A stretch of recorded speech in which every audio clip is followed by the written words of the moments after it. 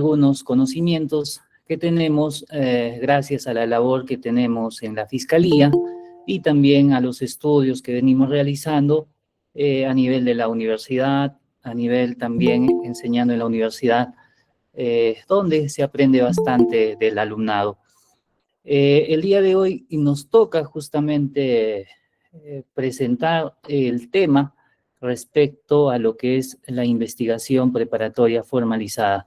Ya podemos empezar, ¿no? O esperamos unos para que puedan seguir conectándose.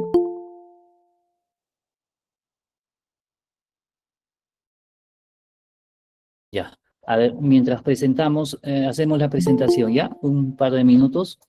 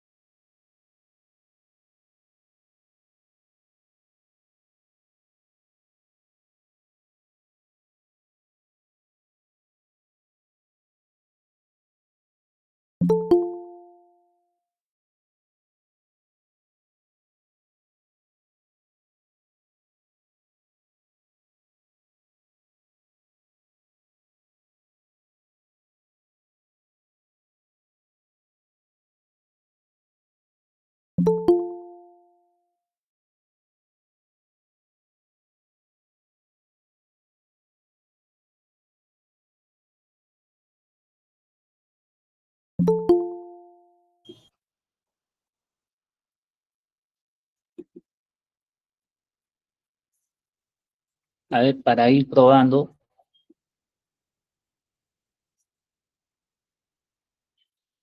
¿Se observa la presentación? ¿Me podría confirmar?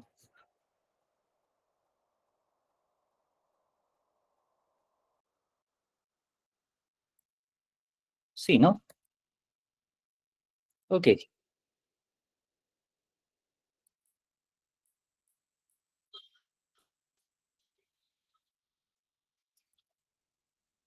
ok.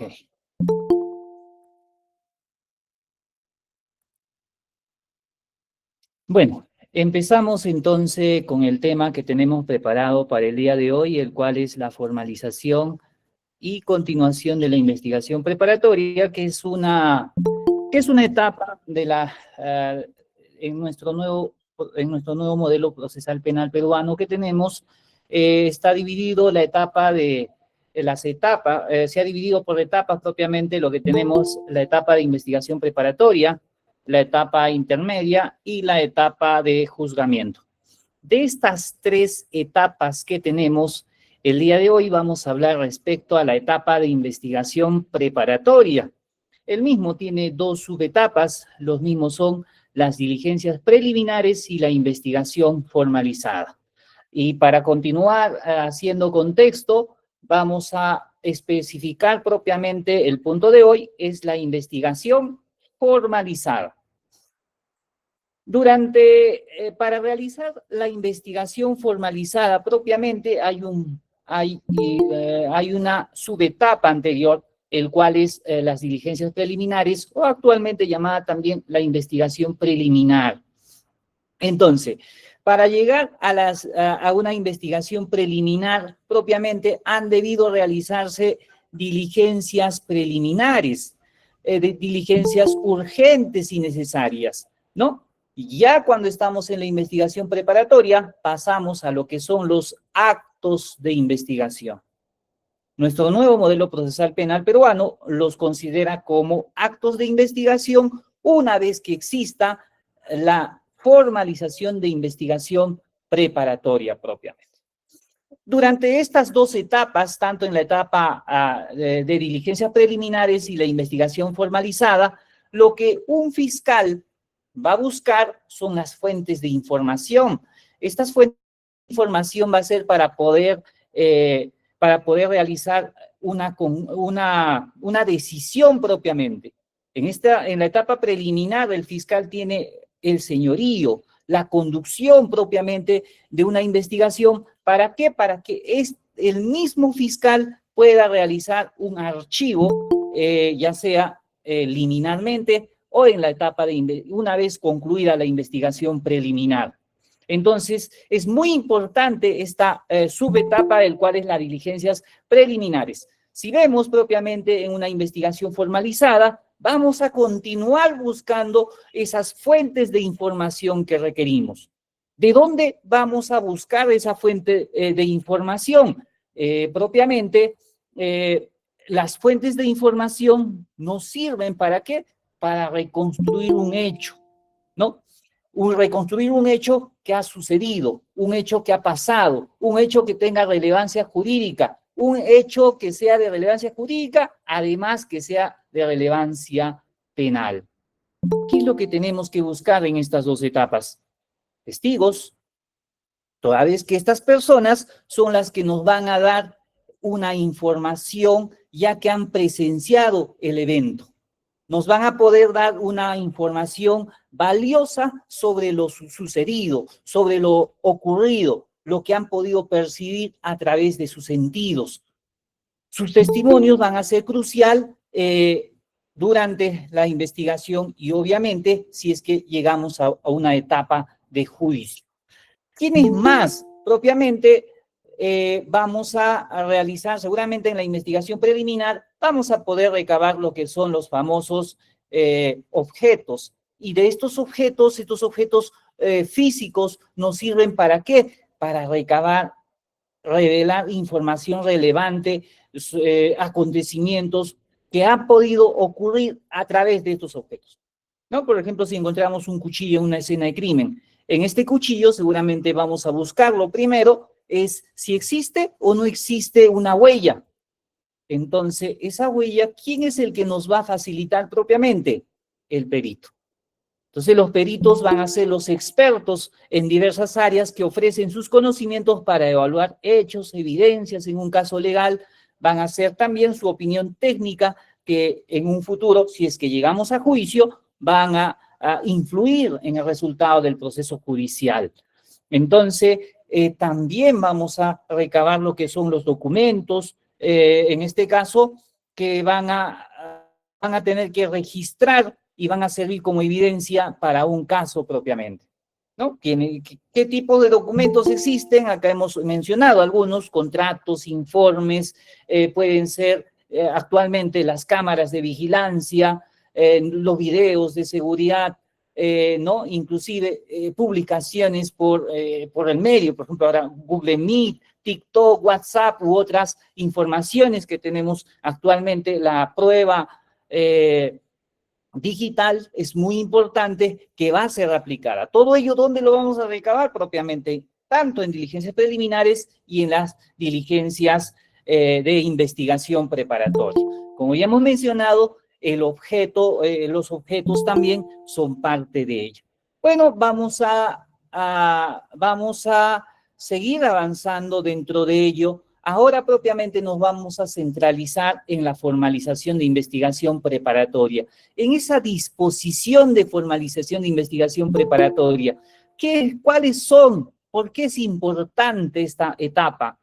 Propiamente la investigación formalizada. Hemos mencionado que importa la promoción de la acción penal, es decir, a partir de este momento podemos considerar proceso penal. Antes de la disposición de formalización, no es posible denominar proceso, porque aún son diligencias preliminares. Son diligencias preliminares, inclusive nuestro nuevo Código Procesal Penal en los principios nos dice que no tiene relevancia jurisdiccional. ¿Justamente por qué? Porque solamente son diligencias preliminares. Ahora, ¿se puede llamar proceso antes de eso? No, solamente son diligencias preliminares. Entonces, el proceso penal propiamente inicia con esa comunicación de la formalización de investigación preparatoria que realiza el fiscal. Entonces, decimos que importa la promoción de la acción penal y da lugar al inicio formal de la intervención jurisdiccional. Aquí ya el juez interviene controlando propiamente la legalidad de las diligencias que se puedan realizar en lo sucesivo. ¿Qué sucedía antes de esta disposición de la formalización? Se realizaban diligencias preliminares, pero aún no existía el conocimiento del juez.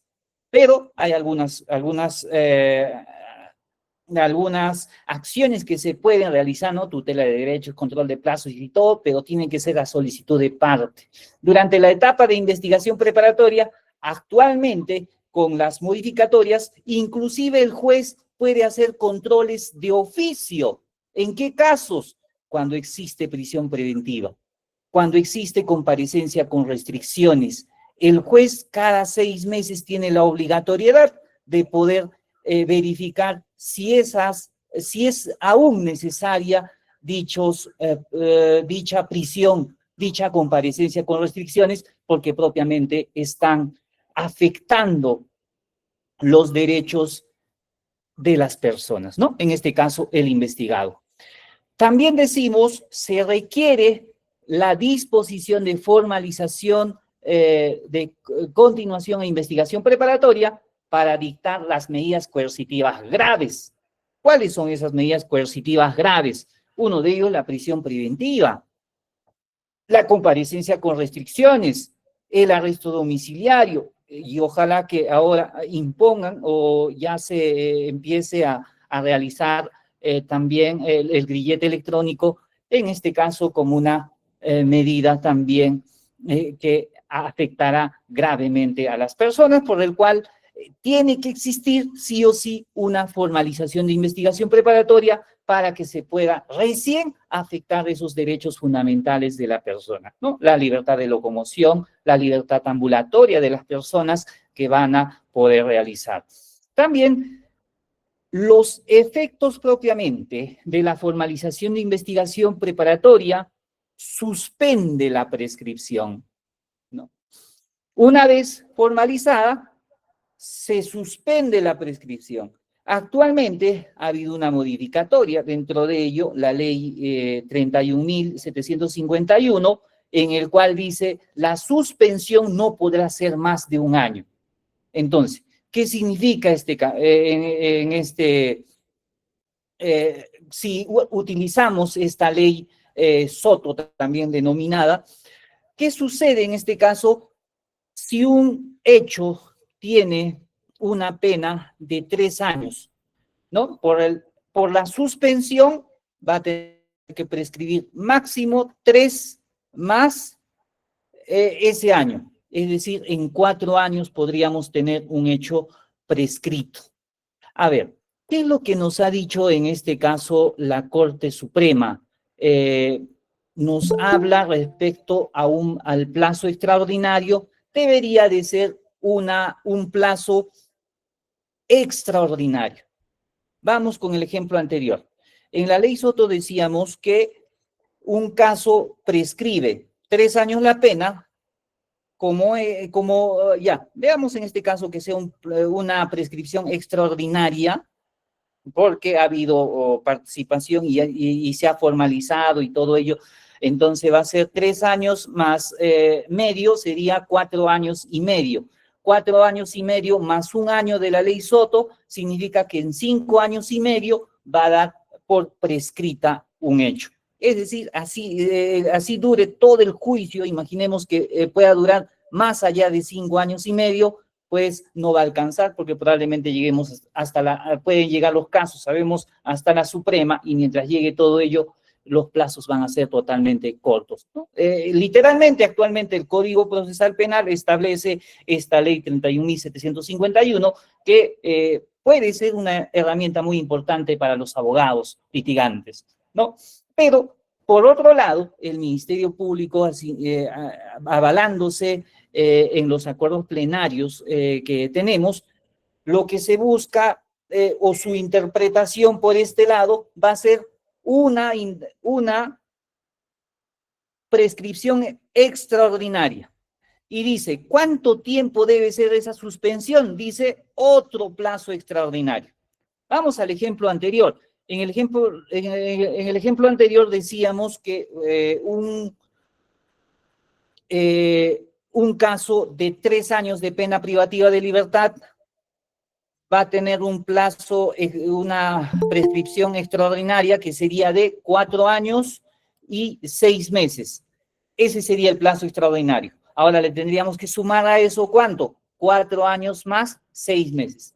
Es decir, para que prescriba este hecho tendría que pasar 9 años. 9 años para que recién sea prescrito un caso de 3 años. En el otro, con la ley Soto, sería solamente 5 años y 6 meses. En el otro, 9 años y 9 años, ¿no?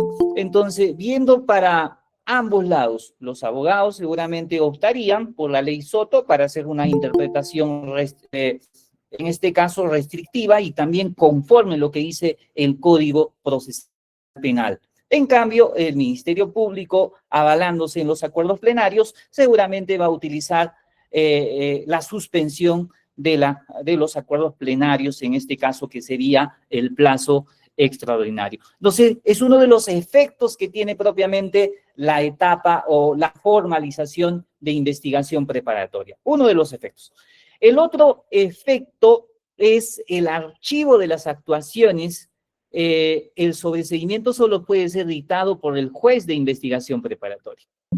¿Qué significa? Que el Ministerio Público, al formalizar la investigación preparatoria, pierde esa facultad que tenía de archivar el caso sin necesidad de que tenga que poner conocimiento o requerir a un juez de garantías. Simplemente podía decidir el mismo Ministerio Público. A partir de la formalización de investigación preparatoria, ya no puede realizar ello. Para poder archivar un caso cuando ya se encuentra formalizado, tiene que realizar un requerimiento. Un requerimiento, el mismo es el requerimiento de sobreseimiento que va a ser interpuesta ante el juez de garantías, en este caso, el cual es el juez de investigación preparatoria, de acuerdo a nuestro modelo penal peruano. A ver, hay otra posibilidad de archivar el caso en un caso que sea delictivo, en delitos de bagatela o en los delitos que procede un acuerdo reparatorio. Consideramos que sí, por ejemplo, si tenemos un caso de lesiones culposas o homicidio culposo, podríamos, pese a que ya existe una formalización de investigación preparatoria, se podría realizar un acuerdo reparatorio o un principio de oportunidad intraproceso. Y si es intraproceso, si este acuerdo va a ser convalidado por el juez de garantías, significa que el juez también va a emitir lo que es el sobreseimiento por principio de oportunidad. Entonces, también podemos darnos cuenta que el Ministerio Público ha perdido esa facultad que tenía en la etapa de diligencias preliminares, donde no necesitaba esa convalidación, ¿no? Actualmente, con el nuevo Código Procesal Penal peruano, si es que hay esta formalización de investigación preparatoria, necesariamente se va a tener que presentar con un requerimiento al Poder Judicial o al juez de investigación preparatoria para que sea convalidado ese acuerdo. Solo ante ello el Ministerio Público va a tener que abstenerse de ejercitar la acción penal. Entonces, esto es cuestiones que limitan propiamente al fiscal una vez que realiza la formalización de investigación preparatoria. Motivo por el cual el fiscal trata de realizar todas las diligencias dentro de la etapa de investigación preliminar. ¿Para qué? Para que pueda decidir el mismo fiscal. cosa que ya no se puede realizar en la investigación formalizada. Ahora, ¿cuáles son los plazos que tenemos en la investigación preparatoria? En casos simples, tenemos 120 días, en casos complejos, 8 meses, en casos de crimen organizado, hasta 36 meses. En los casos simples, podría ampliar o prorrogarse hasta por 60 días, en casos complejos, hasta por 8 meses, y en casos de crimen organizado, hasta 36 meses. Aquí quiero puntualizar lo que hemos marcado de rojo, 8 meses y 36 meses, los cuales son en casos complejos y en casos de criminalidad organizada.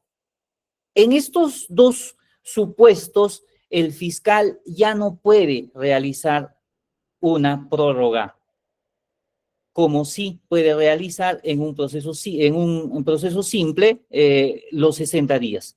O sea, una vez formalizada el juez por 120 días, sin necesidad de pedir autorización al juez de investigación preparatoria, puede extenderse más 60 días.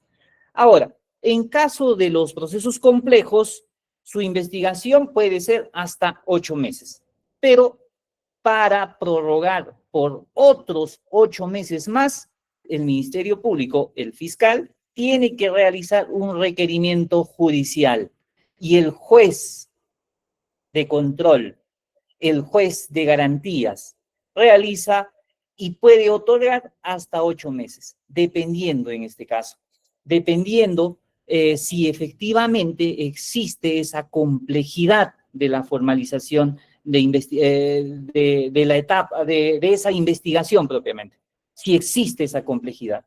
Para que exista esa complejidad, tenemos los supuestos, ¿no? En este caso, que haya pluralidad de agraviados, pluralidad de imputados, pluralidad de delitos, que las diligencias se realicen en diversos distritos judiciales, que se realicen en otros países, entre otros. Ahora, para que den ese plazo hasta 8 meses, tiene que verificarse si en esos 8 meses se va a poder realizar todas las diligencias que le faltan al Ministerio Público. De igual forma, en el caso de 36 meses, si bien puede ser prorrogados por otros 36 meses en casos de criminalidad organizada, va a tener que verificarse si es necesaria esos 36 meses. Para ello, también es necesario determinar lo que es el plazo legal del que les estoy exponiendo en este momento, es el plazo legal que establece el Código Procesal Penal. A ello, cabe acotar que existe el plazo estrictamente necesario. El plazo estrictamente necesario es si efectivamente el fiscal debe tener esa cantidad de meses, esa cantidad de semanas, esa cantidad de días para que realice las diligencias que está mencionando. Por eso es que en las prórrogas lo que se va a discutir es ese plazo estrictamente necesario. Ahora, ese plazo estrictamente necesario inclusive se podría discutir en los procesos simples o en los procesos comunes, es decir, en los 120 días. ¿Será necesario, estrictamente necesario aumentar 60 días? ¿No? Entonces, hay posibilidad también de discutir ese extremo. Ahora, vamos a pasar cuáles son los presupuestos para realizar propiamente la formalización de investigación preparatoria. Si bien como habíamos dicho, el Ministerio Público pierde bastante con esta disposición de formalización de investigación preparatoria. Propiamente, ¿qué puede hacer si no es formalizar? Puede archivar. Para archivar, suficiente que no cumpla uno de estos presupuestos. ¿Cuáles son? Indicios reveladores del delito. Que no exista indicios reveladores del delito o que no llegue a ese estándar probatorio, archivo. ¿No? Otro, que no haya prescrito la acción penal. Se tiene que verificar, en este caso, si ha habido propiamente una prescripción, se tiene que analizar. En caso no haya prescrito, continuamos. De lo contrario, también el fiscal tiene que archivar. Otro, la individualización del imputado.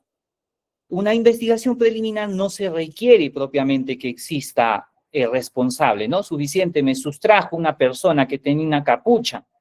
Entonces tenemos que ubicar a esa persona y justo las diligencias preliminares son para identificar a esta persona. ¿Qué pasa si no identificamos en ese plazo que nos otorga? También corresponde archivar.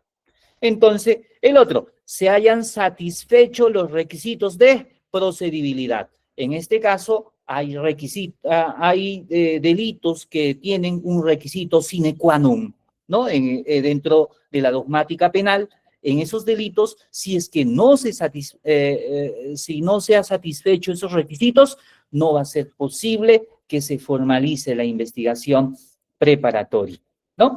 A ver, vamos a puntualizar una a una. ¿Qué es lo que conocemos como indicios reveladores del delito? A este punto vamos a verificar respecto a un acuerdo o al pleno sobre lavado de activos que se realiza respecto a los niveles de la sospecha en el proceso penal, ¿no? El estándar de la prueba se denomina. ¿Cuál es ese estándar de la prueba? Dice, para las diligencias preliminares solamente se requiere sospecha inicial simple, ¿no? En nuestro país basta que una persona con la sola imputación es posible realizar una diligencia preliminar con la sola. Basta que el hecho que esté anunciando la noticia criminal que llegue a la policía, a la fiscalía, ¿no? Basta que sea un hecho criminal, es posible iniciar diligencias preliminares. Solamente van a ser negados en caso sea atípico, ¿no? En caso sea atípico, en ese caso sí se podrá archivar probablemente en calificación de diligencias preliminares. Pero con el solo anuncio, con la sola noticia criminal, hay diligencias preliminares. Eso porque la sospecha, el estándar que pide, solamente es una sospecha simple. Ahora, para una investigación preparatoria, lo que se requiere es una sospecha reveladora. Y para fundamentar cuál es esa sospecha reveladora, aquí vamos a poner hasta 5 presupuestos que nos exponen, en este caso, en una tutela de derechos que se ha realizado en el expediente 2-2019-14, que se ha realizado en la Suprema, ¿no? A ver, todavía para ver una formulación de una acusación, ¿no? O el dictado del autoenjuiciamiento, que ahora es apelable, tiene que ver una sospecha suficiente respecto a la carga probatoria, ¿no? Y para una prisión preventiva, que también es necesario la formalización de investigación preparatoria, tiene que ver una sospecha fuerte, ¿no? Para formalizar, sospecha reveladora. Y si una persona además quiere pedir prisión preventiva, en este caso un fiscal quiere pedir prisión preventiva, no solo tiene que tener sospecha reveladora, sino sospecha fuerte. ¿Y cuál es la sospecha fuerte? Como podemos ver, es inclusive tiene que tener una carga hasta más que la formulación de una acusación. Y sabemos que para una sentencia propiamente se requiere certeza. Que que la prueba sea más allá de toda duda razonable, ¿no? A ver, regresemos ahora a la exposición del día de hoy. La investigación preparatoria, sospecha reveladora. En este expediente nos dice en su fundamento destacado, que es el fundamento segundo, 2.15, dice, en resumen, para efectos del caso a analizar, para dar por cumplidos los requisitos de este nivel de sospecha, se requiere, 1, probabilidad de la condena, juicio de probabilidad positivo, que ésta sea más probable que una absolución. ¿Qué quiere decir esto? Probabilidad de condena. Es decir, una vez que el fiscal tenga su carpeta fiscal, verifique todos los elementos de convicción que ha podido recabar, sus testimoniales, periciales, documentales, su prueba material, diga, este caso sí está para ganar en juicio. Entonces, significa, ¿por qué voy a formalizar? Porque simplemente faltan resultados, seguramente, ¿no? He mandado prueba de ADN y tengo sospecha de que va a regresar un positivo, ¿no? ¿Qué más? Resulta que he mandado a huellas para un peritaje y también tengo pendiente el resultado, ¿no? Que llegue y sospecho que sí va a ser positivo, ¿no? Resulta que durante diligencias preliminares han mencionado 2 testigos que habrían visto. Entonces ya tengo esos nombres de 2 testigos. Seguramente voy a formalizar para ubicar a esos 2 testigos, porque esos 2 testigos, si nos está diciendo la víctima que han visto, van a corroborar nuestra información. Por eso es que se va a formalizar, porque aún faltan diligencias que en este caso van a robustecer la carga de la prueba que va a realizar el Ministerio Público, ¿no? Más bien, sería distinto si todos esos resultados que espera del ADN, esperaba un positivo, llega un negativo, resulta que sospechaba que en ese objeto iba a encontrar las huellas de nuestro imputado, pero llega negativo, ¿no? La agraviada había dicho que esos 2 testigos han visto, vienen los testigos y declaran que no han visto nada. Por eso que existe todavía la posibilidad de pedir un sobreseguimiento, ¿no? Entonces, lo más importante en esta etapa, para poder formalizar el fiscal, antes de formalizar, tiene que tener una probabilidad de condena, pero con diligencias que aún no se han realizado, que aún se tiene como resultado positivo, ¿no? Eso es la probabilidad de condena, un juicio de probabilidad positivo. ¿Qué va a suceder si me llega positivo el ADN? ¿Qué va a suceder si va a llegar positivo la huella digital? ¿Qué va a suceder si esos 2 testigos nos han dicho que sí, han visto efectivamente? Entonces va a haber mayor probabilidad de que esa persona sea acusada y probablemente sea sentenciada con una condena. Entonces, esa probabilidad ya se tiene que analizar antes de emitir la formalización de investigación preparatoria. ¿Qué sucede si no tenemos esa probabilidad de condena? Correspondería archivar. El fiscal debe archivar. ¿Cuál va a ser su base legal? Esto de acá. Una probabilidad de condena. ¿Dónde está? En esta tutela de derechos que se ha planteado y ha sido resuelta en este sentido como uno de los fundamentos, ¿no? Que debe existir para la formalización una probabilidad de condena, un juicio de probabilidad positivo. Si no vemos esa posibilidad, ¿no? Mejor nos dedicamos a otros casos que tengan mayor pronóstico favorable para poder ir a juicio y poder tener una sentencia condenatoria, ¿no? El otro presupuesto, disculpe, requisito es la imputación completa, dice. Debe incluir todos los elementos fácticos que integran el tipo delictivo, el objeto de acusación y las circunstancias que influyen sobre la responsabilidad del acusado. Aquí propiamente vamos a los enunciados fácticos que vamos a realizar en los hechos, ¿no? De la formalización de investigación preparatoria. Entonces, vamos a empezar dónde, cuándo, quién, cómo, ¿no?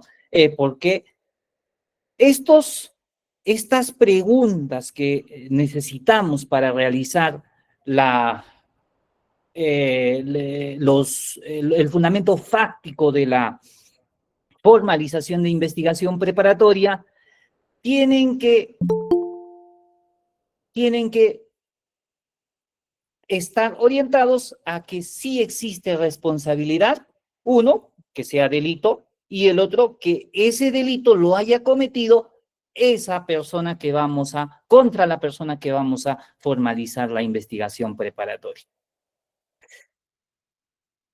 El tercer requisito, la imputación específica.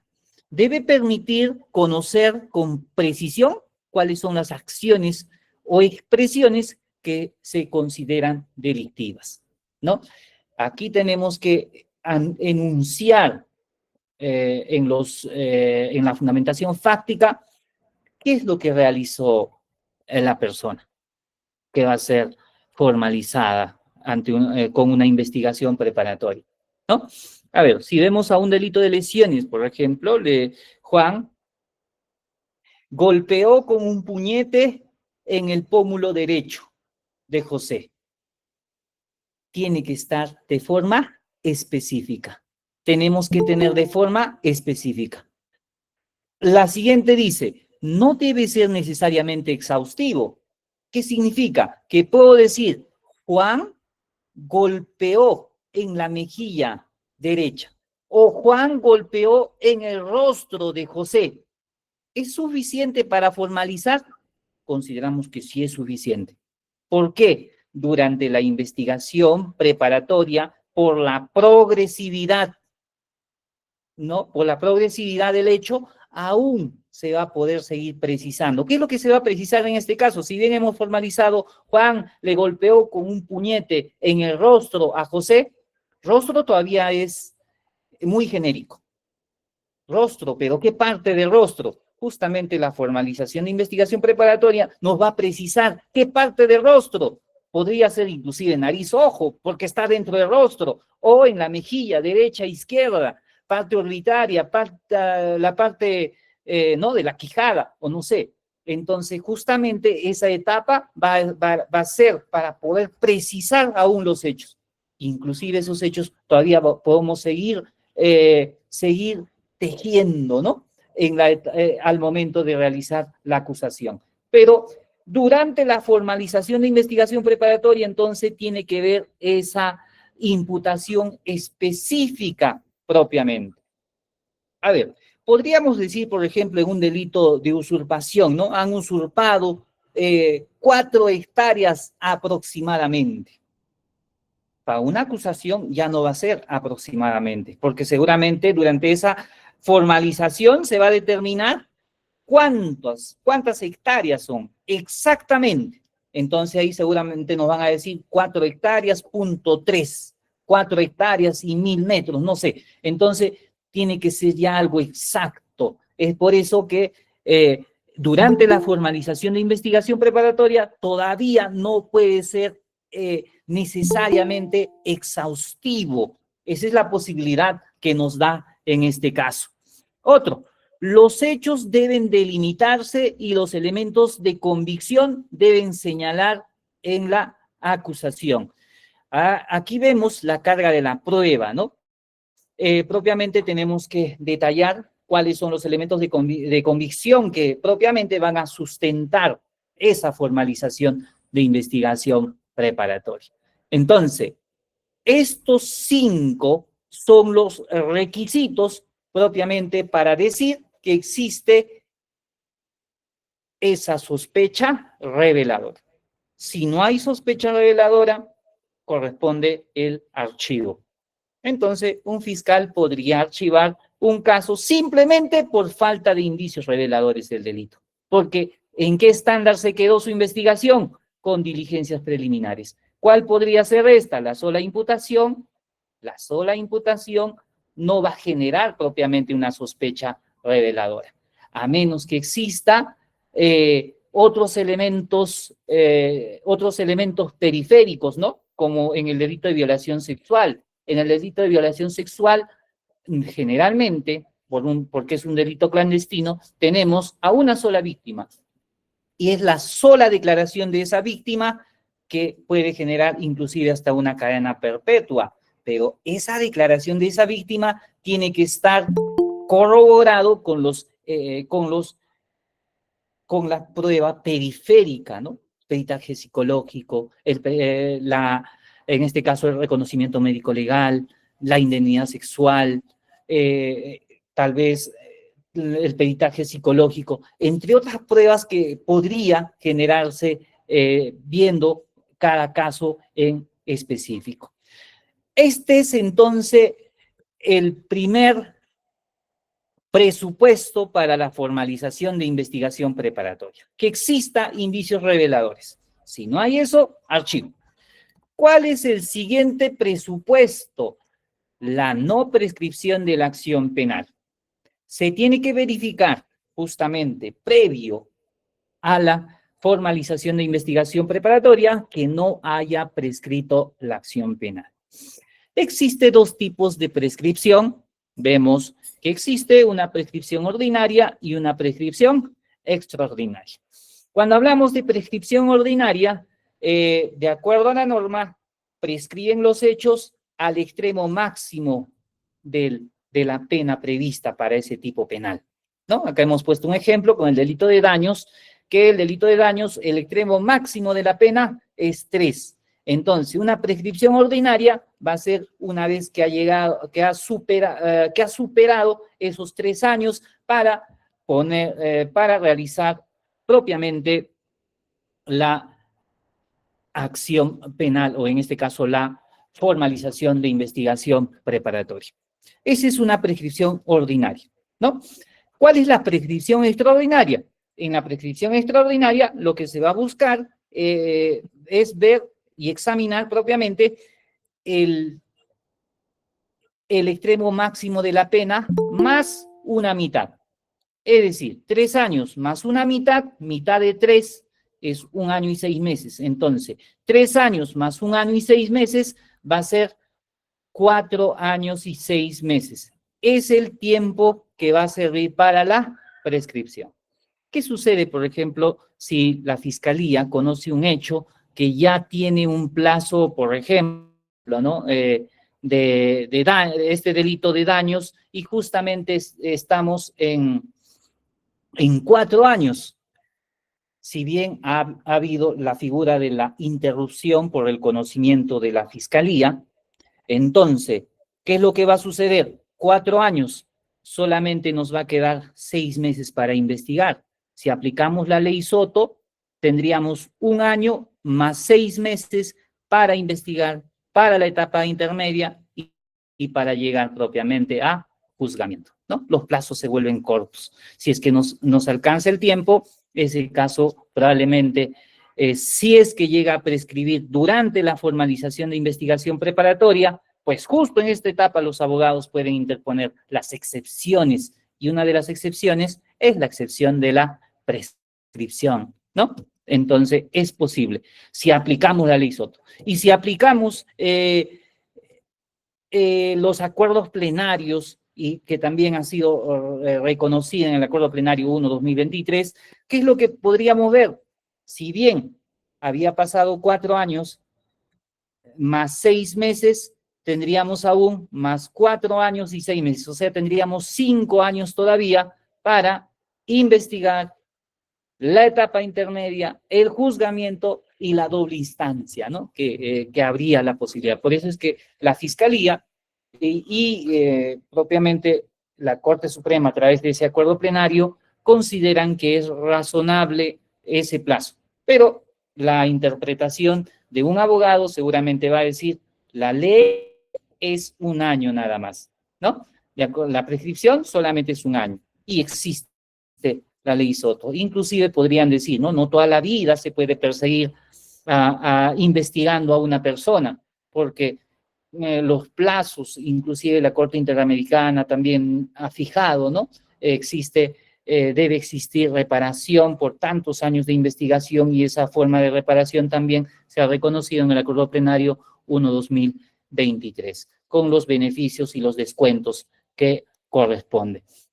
Entonces, ahora, el otro de los presupuestos propiamente para la formalización de investigación preparatoria es que se haya individualizado al imputado.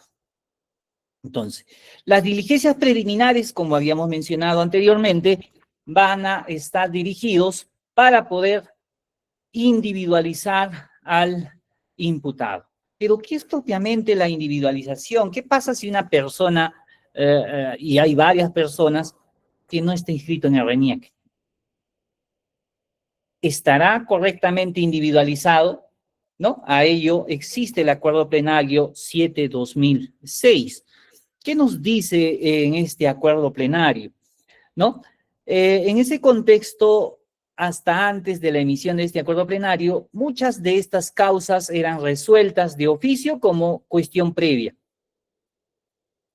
Recordemos que la cuestión previa hace de que el proceso formalizado llegue a foja cero. Y si llega a foja cero, es como si nunca se hubiese denunciado. Esos son los efectos propiamente de una cuestión previa, ¿no? Porque la cuestión previa es de que falta algo, falta un requisito de procedibilidad. Entonces, hasta antes de este acuerdo plenario decían que si no se ha identificado, si no se ha individualizado al imputado, cuestión previa, requisito de procedibilidad, así que archivo, foja cero. Pero vemos en este caso las personas que cometen delitos, las personas que no están inscritas en RENIEC, sería en perjuicio, considero, para la justicia no poder continuar una investigación en contra de esta persona. Y justamente este acuerdo plenario dice, ¿no? En este acuerdo plenario, acertadamente, consideramos que se ha identificado ese problema referido a la individualización y se estableció que para considerar a una persona individualizada y poder ejercitar la acción penal en contra de la misma, se requiere únicamente la identificación del imputado con sus nombres y apellidos.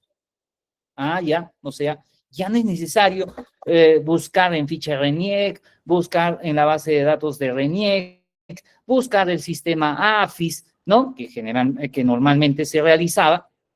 Es decir, basta esa referencia completa para estimar cumplido el mencionado requisito de admisibilidad. Así que se estableció también que la no inscripción de una persona ante RENIEC o que no se haya obtenido el número de su DNI no es causal para una cuestión previa, pues esta solo se procede cuando no se haya podido establecer el nombre y apellido completos del imputado o cuando se haya verificado que se trata de una identidad falsa o inexistente. En la práctica tuvimos algunos casos donde el imputado no se inscribe y no podemos obligarlo a inscribirse en RENIEC. Resulta, en uno de los casos que yo tuve, la persona incluso ya había entrado al penal y en el penal teníamos todos sus datos de esta persona. Y obviamente en el penal le han hecho el control de sus huellas digitales previo al ingresar y también al ingresar al penal, donde teníamos su ficha, ¿no? Donde estaban todos sus 5 dedos y con el cual hemos podido verificar que era la misma persona para ver en este caso también que esta persona era un reincidente, ¿no? Un reincidente respecto al delito que venía cometiendo. Otro caso, también podríamos verificar, o mejor dicho, en otro caso, tuvimos la posibilidad de sacar su partida de nacimiento de una municipalidad donde nos facilitaron durante la investigación preparatoria, en el cual encontramos los datos de esta persona, con el cual consideramos que ya está identificado el imputado con sus nombres y apellidos. ¿No? Actualmente también vamos a ver cuando presentamos un requerimiento acusatorio, inclusive cuando presentamos una formalización de investigación preparatoria, en la corte el de mesa de partes inmediatamente dice, no, un momentito, no tiene su DNI, no puede presentar, ¿no? Y si no sabemos este dato de que existe el acuerdo plenario, no es necesario propiamente el número de DNI para que proceda. Así que tiene que recibirse en mesa de partes, ¿no? Que sucede generalmente cuando mandamos al practicante o al CESIGRA, regresan, ¿no? Con el requerimiento, cuando también seguramente el de mesa de partes del Poder Judicial es seguramente nuevo y en su sistema le exigen, ¿no? Que tiene que tener el DNI para poder ingresar. Actualmente, tanto el Ministerio Público como la Corte tienen sus sistemas informáticos por donde ingresan la formalización, la acusación, la prisión, y donde al solo poner el DNI ya les sale todos los datos de las personas que están inscritas. Pero fuera que existan casos especiales en el cual la individualización del imputado solamente va a ser con sus nombres y apellidos. Entonces, este es otro de los requisitos de procedibilidad. ¿Qué sucede si es que no se llega a identificar a una persona? Si es que no se llega a identificar a una persona, no es posible formalizar, va a tener que archivarse. Y justamente las diligencias preliminares, también en un proceso simple, seguramente va a ser 60 días, prorrogables máximo hasta 60 días, ¿no? Si en 120 días no se llega a identificar a una determinada persona y en un proceso simple, no es posible formalizar, se archiva el caso. Sin perjuicio de que este archivo pueda ser reaperturado, ¿no? Para eso existe el reexamen. Una vez que se haya podido identificar durante un determinado tiempo, siempre y cuando no haya prescrito, ¿no? Es posible, y en este caso, reexaminar. Y una vez reexaminado, es posible formalizar. Y cuando formalizamos, tenemos que hacer nuevamente verificar si cumplen estos presupuestos, ¿no? La sospecha reveladora, ¿no? También que no haya prescrito la acción penal y que también se haya individualizado al imputado. El último de los requisitos es que se hayan satisfecho los requisitos de procedibilidad.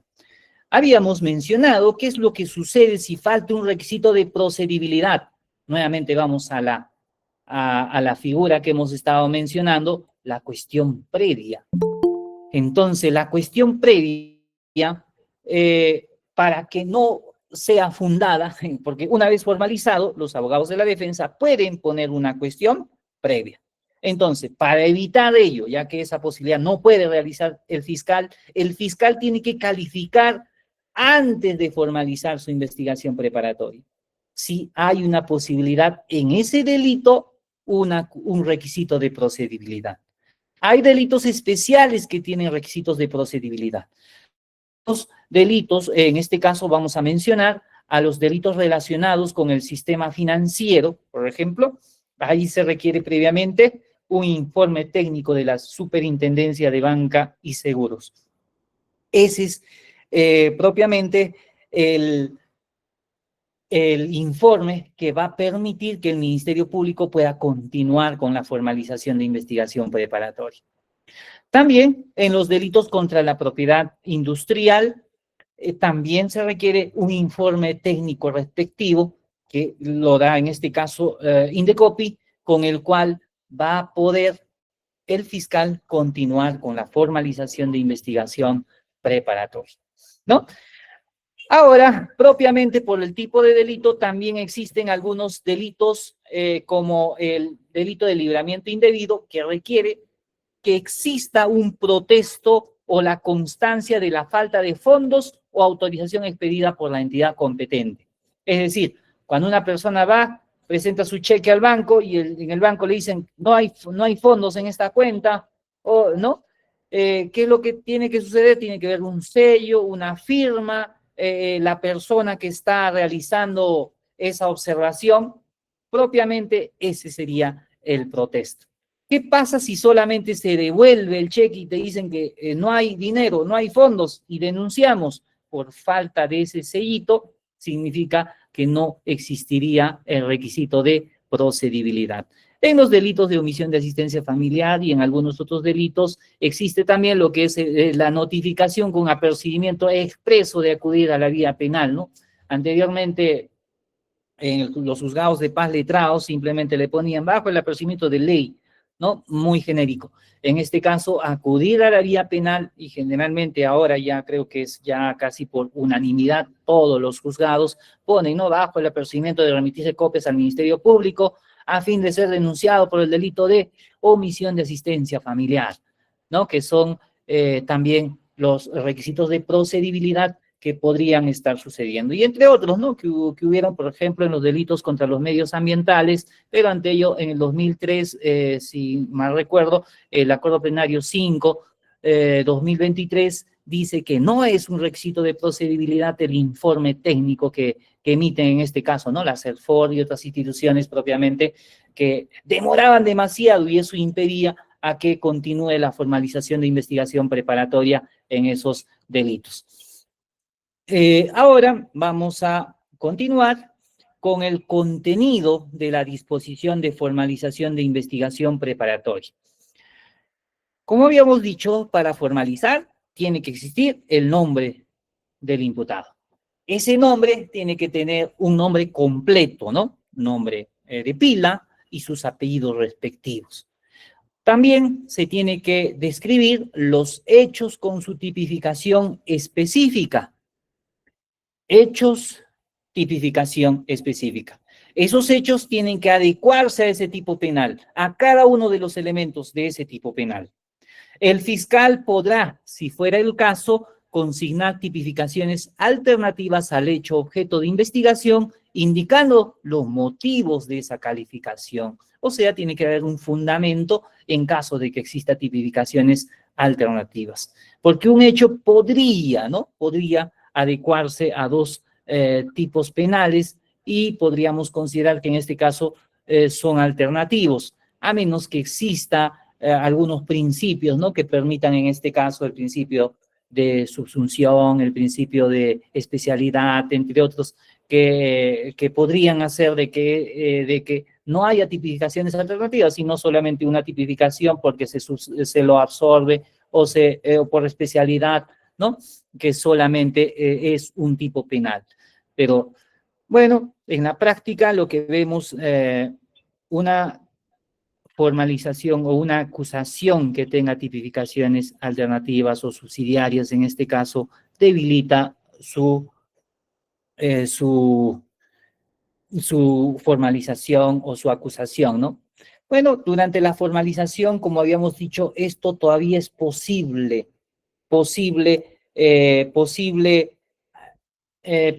arreglar, adecuar, ¿no? Porque aún estamos en esa etapa indagatoria. Ahora, ¿qué más? Tiene que tener también el nombre del agraviado, si fuera posible, ¿no? El nombre del agraviado, si fuera posible. Es decir, para la formalización propiamente, no es necesario el nombre del agraviado. Es posible ubicar inclusive a los agraviados durante la etapa de formalización de investigación preparatoria, ¿no? Lo que se puede ver, sobre todo en trata de personas. En trata de personas resulta que hacen una intervención en un determinado lugar, encuentran posiblemente menores y entre mayores de edad que podrían ser que se estén dedicando a la explotación sexual, y de todos ellos hay muchas personas que no tienen sus documentos, porque son traídos de otros países, son traídos de acá, del mismo Perú, de la selva, ¿no? De los extremos de otros departamentos, y por los plazos a veces el fiscal tiene que hacer su formalización de investigación preparatoria y hasta ese momento muchas veces no se puede recabar los datos completos de la parte agraviada. ¿Dónde vamos a poder ubicar los nombres completos? Durante la formalización de investigación preparatoria. Por eso, siempre y cuando cumpla los 4 presupuestos que antes hemos mencionado. Ahora, también en la disposición tenemos que mencionar cuáles son las diligencias inmediatas a realizar, ¿no? Iniciamos esta disertación con que deberían de existir, buscar, ¿no? La fuente de información, buscar la fuente de información. Y cuando buscamos la fuente de información, propiamente vamos a buscar al testigo, vamos a buscar a los peritos para que este testigo nos pueda dar información respecto a lo que pudo ver, pudo hacer, pudo presenciar, ¿no? El perito respecto a lo que pueda encontrar en la escena de crimen, en los objetos y todo ello.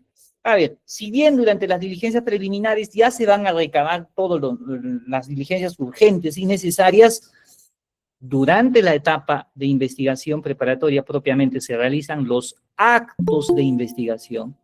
Ese término, actos de investigación, ¿no? Durante las diligencias preliminares no son actos de investigación, solo son diligencias urgentes y necesarias, ¿no? Entonces, estos actos de investigación llamados así, van a darse recién en la etapa de investigación preparatoria, ¿no? Que son todas aquellas que faltan completar lo que se ha estado realizando o incluso ya planteando durante las diligencias preliminares. Recordemos que en nuestro país tenemos una investigación única y esa investigación única lo realiza el fiscal, en el cual debe recabar pruebas tanto para los elementos de cargo y también los elementos de descargo. Los elementos de cargo porque tiene el deber de la carga de la prueba y los elementos de descargo también porque durante las diligencias preliminares todavía tiene la posibilidad de archivar el fiscal, ¿no? Inclusive en la etapa de investigación preparatoria todavía tiene la posibilidad de solicitar el sobreseguimiento. Entonces, esas diligencias inmediatas a realizar tienen que estar destinadas para recabar elementos de prueba, de cargo y elementos de prueba, o llamados también elementos de convicción, mejor dicho, ¿no? Que sean en favor de la parte imputada. Ahora, ¿qué sucede si durante la investigación preparatoria el fiscal no quiere realizar diligencias para la defensa, ¿no? Es posible recurrir ante el juez de investigación preparatoria para que se realice esas diligencias. ¿Qué sucede si el fiscal no realiza diligencias de la parte agraviada? De la misma forma, también puede recurrir ante el juez de investigación preparatoria para que el juez pueda ordenar a la fiscalía y realizar esa diligencia. Justamente durante la etapa de investigación preparatoria hay un juez de investigación preparatoria, hay un juez de garantías, hay un juez de control de legalidad. Este juez de control de legalidad tiene que estar verificando que el fiscal cumpla de acuerdo a ley todas las diligencias que viene realizando. Como dijimos, como es una investigación única, el fiscal está obligado a realizar todas las diligencias que puedan ofrecer tanto el testigo, disculpen, que puedan ofrecer el imputado y la parte agraviada. Estas diligencias, ¿no? Una investigación única que en otros países podemos, ¿no? En los países anglosajones, por ejemplo, o propiamente en Estados Unidos, si verificamos, ahí propiamente se tiene una doble investigación, ¿no? Una investigación que propiamente realiza la fiscalía y ahí es donde revela toda su prueba y recién tiene otro plazo para que realice su investigación también. A partir de ello, la parte investigada, ¿no? Lo que no ocurre en nuestro caso y en nuestro país lo que es una sola investigación. Y si es una sola investigación, el fiscal tiene que realizar diligencias tanto de cargo y también de descargo, porque tiene esa obligación, ya que está investido bajo el principio de objetividad, ¿no? A ver, una vez el fiscal, sin perjuicio de su notificación al imputado, dirige la comunicación prevista en el artículo 3 de este código, adjuntando copia de la disposición de formalización al juez de investigación preparatoria. Entonces, una vez que el fiscal ha decidido formalizar su investigación preparatoria, además de notificar a todas las partes, en este caso a la parte agraviada, a la parte investigada, si son varios investigados, a todos los investigados, y tiene que comunicar también al juez de investigación preparatoria, ¿no? A esto tenemos algunas jurisprudencias que hemos encontrado dentro de nuestro país. El fiscal debe asumir un rol proactivo frente a las modificaciones sucesivas del tipo penal en casos donde ya existe una imputación formal, siendo imperativo que emita una disposición para actualizar o sobreseer la imputación. Esto tenemos a consecuencia de la apelación 391-2024 que se ha realizado en la Corte Suprema, ¿no? Otro, la formalización de investigación es una actuación unilateral del fiscal y no puede ser dejada sin efecto por el juez, el cual lo han considerado como doctrina legal. ¿Qué pasó en este caso? El fiscal, una vez concluido el plazo, de forma unilateral, va a realizar lo que es la formalización de investigación preparatoria. ¿Qué va a suceder si nos ponen una tutela de derechos? En este caso se ha puesto una tutela de derechos a la disposición de formalización, solicitando al juez que declare nula esa formalización de investigación preparatoria, pues el juez no puede ordenar o dejar sin efecto esa disposición, ¿no? Propiamente a partir de ello tenemos que ir a las otras salidas que le queda. Si bien ha formalizado investigación preparatoria, la salida que le queda al imputado sería simplemente tal vez hacer una tutela de derechos frente a la imputación necesaria, pero el cual no va a matar el proceso, ¿no? ¿Qué es lo que va a tener que matar el proceso? Solamente una cuestión, tal vez una cuestión previa, una cuestión prejudicial o unas excepciones que podría dar o buscar propiamente un sobreseguimiento, ¿no? Para poder realizar, en este caso,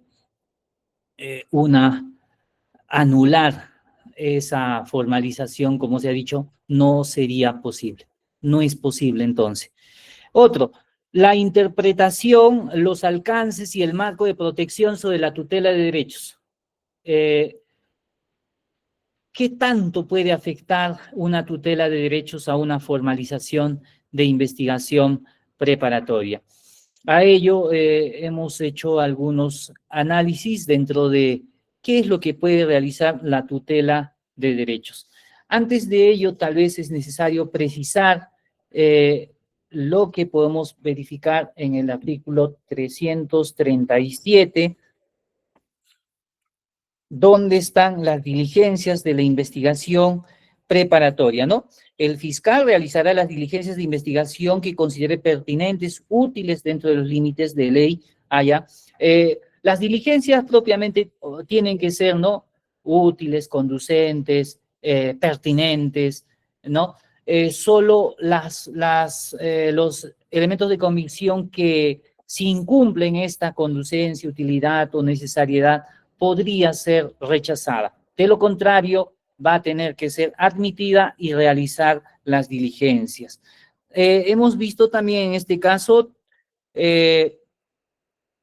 el 337, numeral 4, dice, durante la investigación, tanto el imputado como los demás intervinientes podrán solicitar al fiscal todas aquellas diligencias que considere pertinentes y útiles para el esclarecimiento de los hechos. El fiscal ordenará que se lleven a efecto aquellas que estimare conducentes. El 5 dice, si el fiscal rechazare la solicitud, se instará al juez de investigación preparatoria a fin de obtener pronunciamiento judicial acerca de la procedencia de la diligencia. El juez resolverá inmediatamente con el mérito de los actuados que proporcione la parte y, en su caso, el fiscal. Esta es la acción que veníamos mencionando hace un instante, que si rechazare la solicitud, el fiscal tiene la obligación, no en este caso, de cumplir el mandato que podría dar el juez de investigación preparatoria.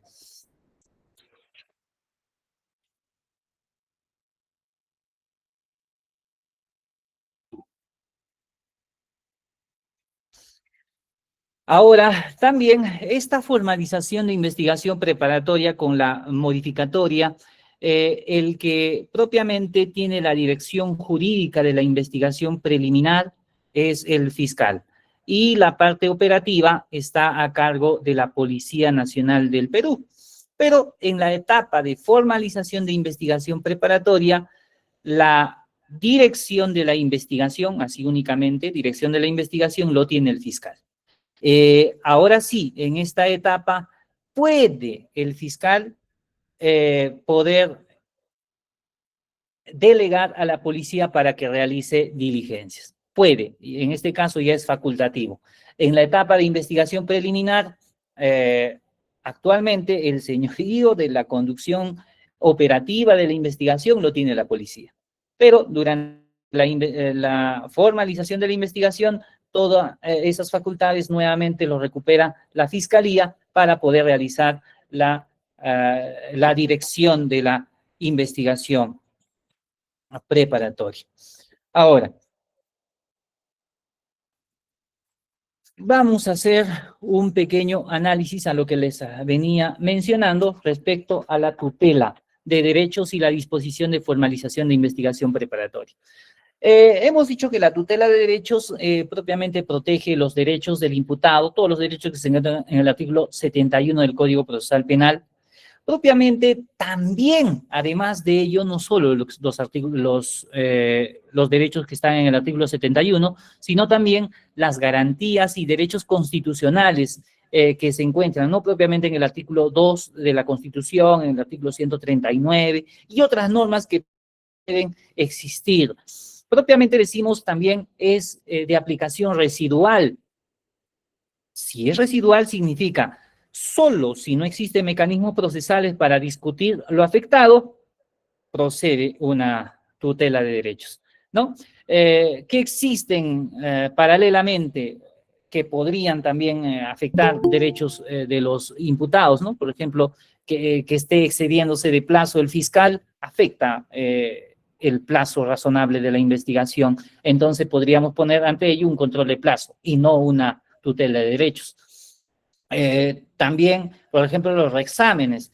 El reexamen, por ejemplo, a una confirmatoria de incautación, el reexamen a una levantamiento de secreto, comunicaciones, ¿no? Y para estos también existen otros mecanismos. Y lo que hace un instante habíamos dicho, si el fiscal rechazara la solicitud, se instará ante el juez de investigación preparatoria en caso de que no quiera realizar las diligencias el fiscal, ¿no? Podríamos poner una tutela, pero el que procede propiamente es el rechazo de diligencias, ¿no?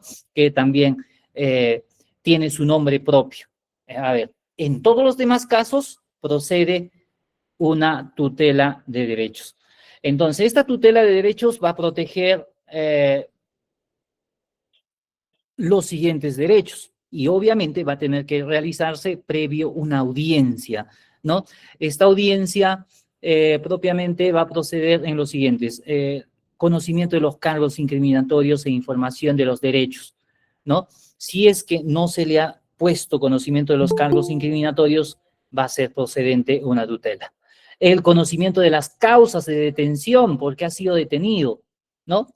Procede también. Entrega de la orden de detención girada, la designación de la persona o institución a la que debe avisarse de la detención, la posibilidad de realizar una llamada en caso de que se encuentre detenido, la defensa permanente por un abogado, si se le niega al abogado, ¿no?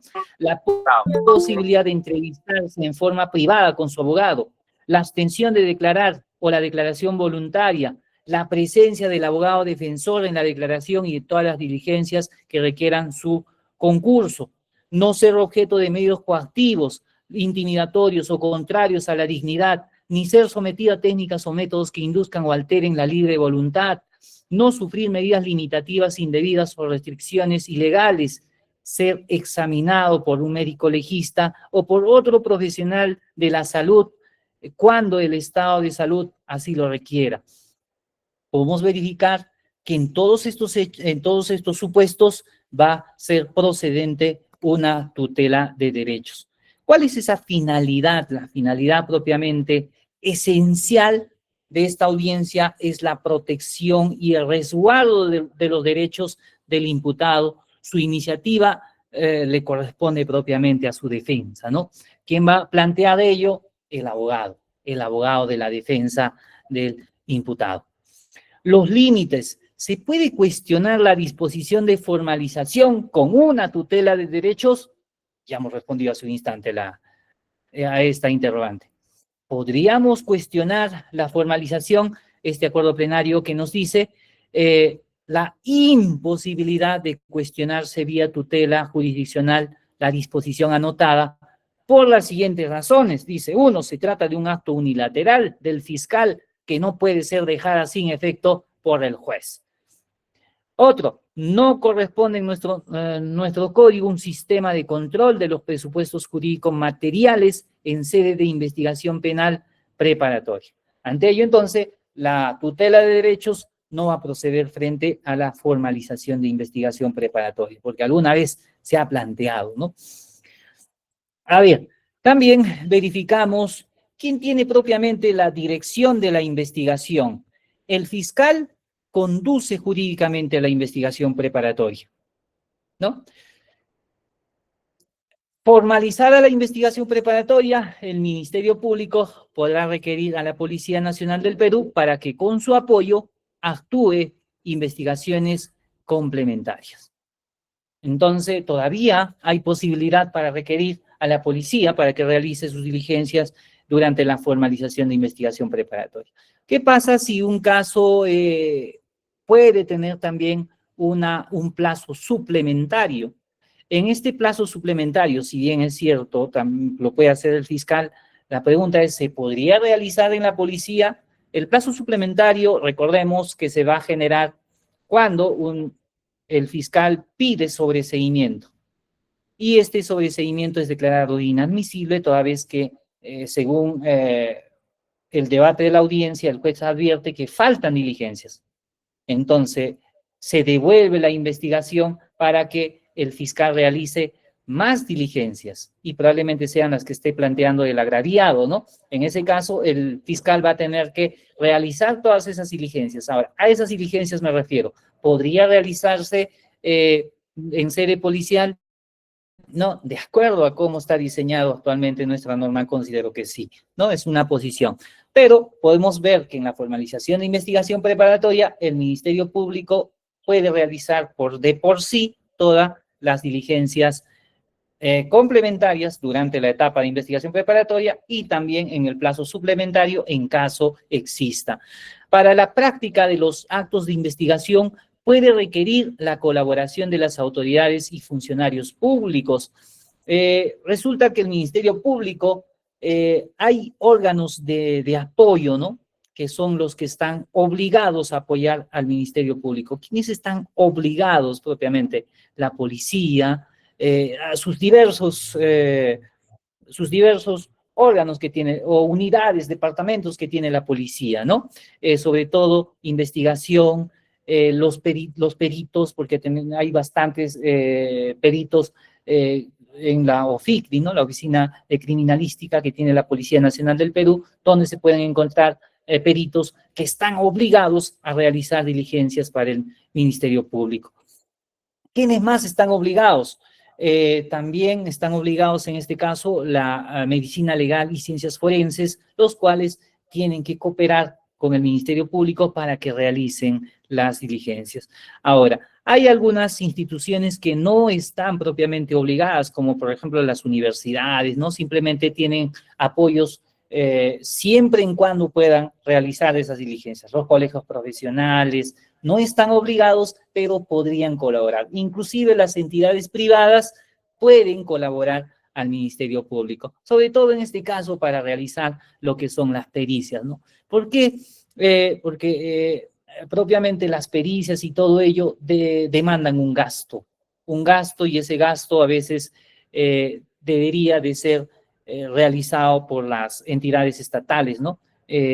Por ejemplo, la OFICRI y todo ello, todas las pericias que realiza y son para el Ministerio Público, pues ya no necesita una demanda de pago, ¿no? Igual que ciencias forenses y algunas instituciones públicas como universidades, otras instituciones que podrían coadyuvar para ello. Por ejemplo, también dentro del ejercicio de sus funciones, la Contraloría General de la República hace sus informes técnicos y esos informes técnicos también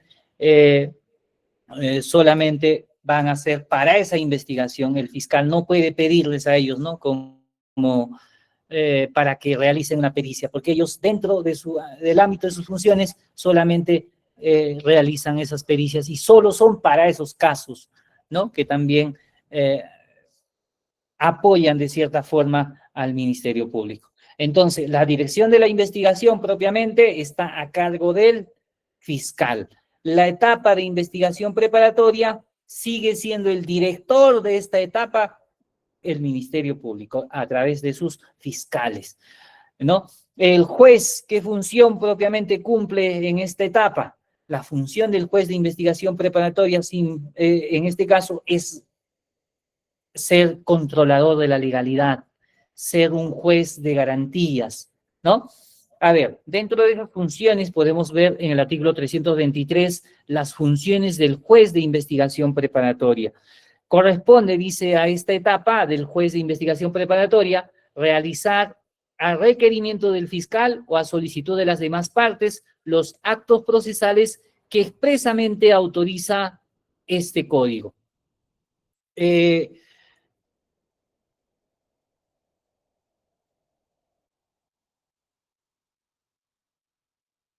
Ya, a ver, corresponde esta etapa al juez de la investigación preparatoria realizar a requerimiento del fiscal o a solicitud de las demás partes los actos procesales que expresamente autoriza este código. El fiscal, ¿qué cosa puede solicitar a partir de la formalización? Habíamos dicho que existen medidas coercitivas de carácter real y de carácter personal. Las medidas de carácter personal se puede solicitar, por ejemplo, la prisión preventiva, ¿no? La comparecencia con restricciones, que son puramente a partir de la formalización. Otras que ahora ya se puede inclusive pedir también en preliminar son el impedimento de salida u otros que podría existir, ¿no? Y si vemos por las medidas coercitivas de carácter real, ya se puede pedir lo que es el embargo, ¿no? Se puede pedir algunos otros medidas coercitivas y otros que también ya se pueden pedir desde la investigación preliminar, como es el secuestro conservativo, como es también la administración provisional u otros que se pueden realizar a partir de ello. Entonces el fiscal lo solicita y el juez es el que resuelve. El juez va a dar la posibilidad de si procede o no. También el juez de la investigación preparatoria enunciativamente está facultado para, dice, autorizar la constitución de las partes. Esta es la única etapa donde el juez constituye a las partes. ¿A quién? Al actor civil. Si el agraviado solicita su constitución en actor civil, solamente puede hacerlo en esta etapa, desde la formalización hasta el momento de la conclusión de investigación preparatoria. Es el único momento en el cual va a poder constituirse el actor civil como, el agraviado como actor civil. Otro, el fiscal puede solicitar la constitución del tercero civil responsable solamente en esta etapa. Solamente en esta etapa tiene la posibilidad de solicitar para que sea constituido como responsable también, ¿no? Ya que tiene todos los derechos del imputado, el tercero civil responsable. Al igual que la constitución de las personas jurídicas en esta parte. Entonces, está facultado para autorizar la constitución de las partes. Como ve, también tiene la facultad de pronunciarse sobre las medidas limitativas de derechos que requieran orden judicial y cuando correspondan las medidas de protección. ¿Cuáles son las medidas limitativas de derechos en este caso? Podría pedirse allanamiento, levantamiento de secreto bancario, levantamiento de secreto de comunicaciones, las incautaciones y otras medidas que se pueden solicitar. ¿Quién lo va a solicitar propiamente? El Ministerio Público. Y el que va a responder a ello es el juez de investigación preparatoria. Y también dice que puede darse medidas de protección. Hay un capítulo en nuestro nuevo Código Procesal Penal donde es posible dar medidas de protección a las víctimas y a los testigos. También, cómo se puede resolver excepciones, cuestiones previas y prejudiciales. Habíamos mencionado que se puede resolver una vez que se formaliza si el fiscal no calificó bien esos 4 presupuestos que les mencionamos anteriormente, podría resolver una excepción de prescripción, cosa juzgada, amnistía, excepción de improcedencia de acción, ¿no? Entre otros. y las cuestiones previas. Las cuestiones previas, como hemos dicho, si es que falta un requisito de procedibilidad. Si es que falta un requisito de procedibilidad, es como si nunca se hubiese puesto esta denuncia, regresa a foja cero. Mientras que una cuestión prejudicial solamente suspende el proceso, ¿no? Interrumpe el proceso hasta que se cumpla ese requisito de procedibilidad para que continúe el proceso. También como de realizar los actos de prueba anticipada. Bueno, a la fecha hay pruebas anticipadas que expresamente a raíz de la ley 30.364 se pueden realizar durante las diligencias preliminares, ¿no? En los delitos de violencia sexual, en los delitos de agresiones contra miembros integrantes del grupo familiar, procede lo que son los actos de prueba anticipada desde la etapa de investigación preliminar, donde no hay cuestionamiento, inclusive hay varios, el traslado y todo ello, esas formalidades desaparecen a raíz de la ley 30.364, toda vez que estas normas lo que busca es la eficacia de la aplicación de la norma, ¿no? Y como finalmente una de las funciones del juez de garantías es controlar el cumplimiento del plazo en las condiciones fijadas en este código. Entonces, el fiscal, como hemos partido al inicio, tiene la función propiamente de dirigir la investigación, pero tiene que hacerlo dentro del plazo legal, dentro del plazo legal. ¿Puede cuestionarse a esto a un plazo estrictamente necesario? Por supuesto que sí. Entonces el fiscal, además de tener un plazo legal, tiene que tener en cuenta el plazo estrictamente necesario para ese caso. Entonces, ¿qué sucede si es que el fiscal no está realizando un adecuado control, un plazo estrictamente necesario? Ante ello, el abogado de la defensa, el imputado, a través de su defensa, puede solicitar el control de plazos, para que esa investigación sea concluida en ese momento. Bueno, agradecer a todos por agradecer en este caso a la invitación que nos ha realizado el Colegio de Abogados, el ilustre Colegio de Abogados de Ancash. Me da mucho gusto de estar participando en esta disertación y también poder conocer nuevas personas, nuevas amistades.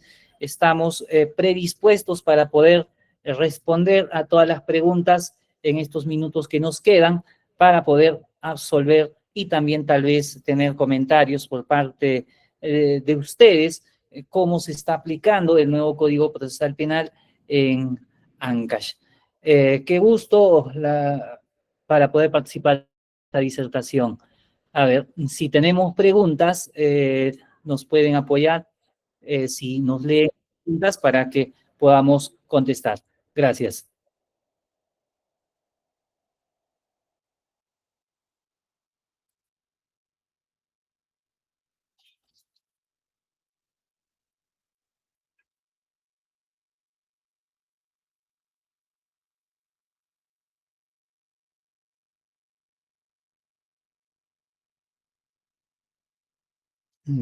Ya, a ver.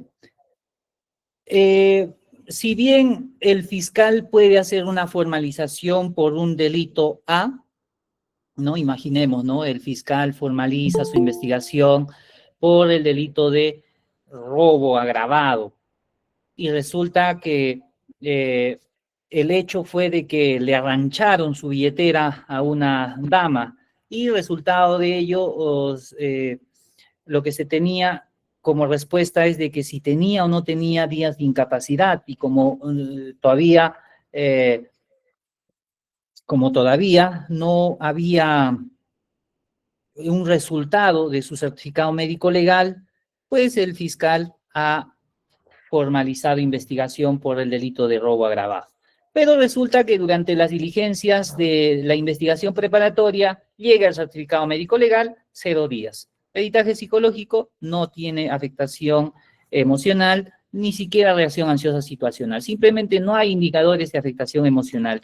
En ese caso, el fiscal verifica el simple arranche. El arranche propiamente empieza a cuestionarse el fiscal para hacer una posible acusación, ¿no? Y si va a ir con un arranche como robo agravado, hay probabilidad de que pueda perder. Entonces, ¿qué es lo que tiene que hacer el fiscal? ¿Hacer otra disposición de formalización? No. Simplemente, en este caso, el fiscal tiene que emitir una otra disposición de adecuación de tipo penal, que puede hacer una recalificación en esta disposición. Si es posible realizar, en este caso ya sería por el delito de hurto agravado, digamos. Entonces sería el delito B. Sí es posible realizar, pero con otra disposición. Obviamente, ya no es una disposición de formalización de investigación, simplemente es una disposición que viene adecuando el tipo penal. Gracias por la pregunta.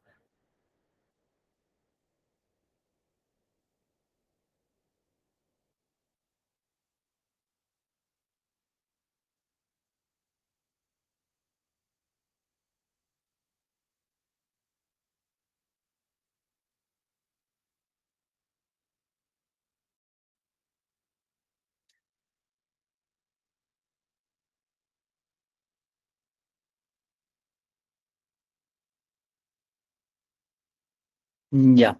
A ver, veamos esta pregunta, sí, tiene hasta varias posibilidades.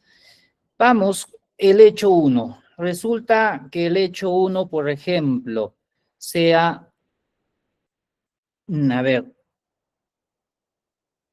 en el delito de usurpación, ¿ya?